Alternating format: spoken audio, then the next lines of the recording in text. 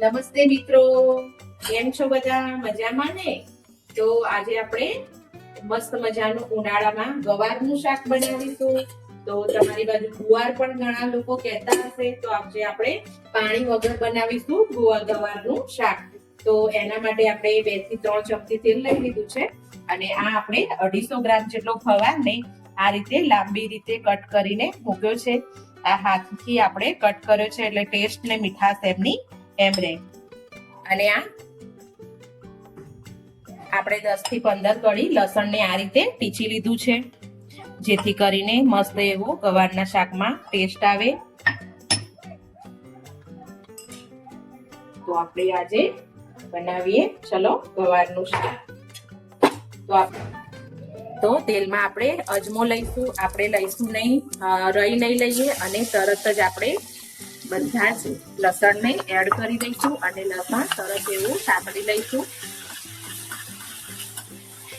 અમુક વાર ગવારનું શાક ને મસાલો ચોટતો નથી, આમ અલગ અલગ રહે છે. આજે આપણે એકદમ મસ્ત રીતે બનાવીશું, એકદમ સુપર શાક બનશે. વઘારમાં આપણે થોડી એવી હળદર નાખી દઈશું. હળદર નાખીને આ રીતે થોડું હલાવી લેશું અને પછી તરત જ આપણે પાણીમાં પલાળેલો છે ગવાર, એટલે આપણે પાણી એડ કરીશું નહીં ગવારમાં. તો આ રીતે અંદર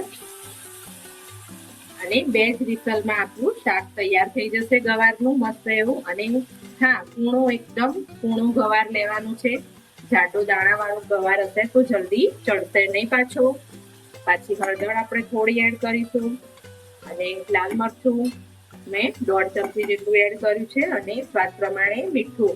ગવારમાં ઓલરેડી મીઠું હોય છે એટલે મીઠું ધ્યાનથી નાખવું.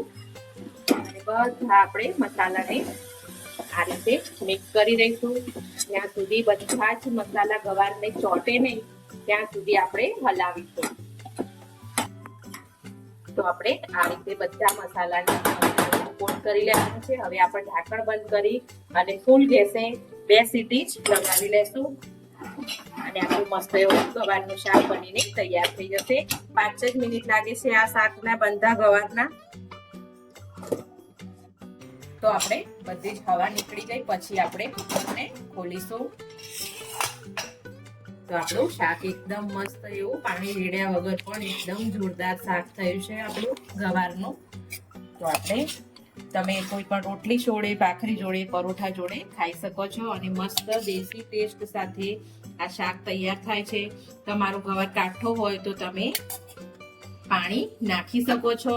એવું નથી કે મેં પાણી વગર બનાવ્યું છે તો તમે પણ બનાવો, પણ તમારો ગવાર ઉપર ડિપેન્ડ કરે છે. મારો ગવાર એકદમ કૂણો હતો એટલે આ રીતનું શાક તૈયાર થયું છે.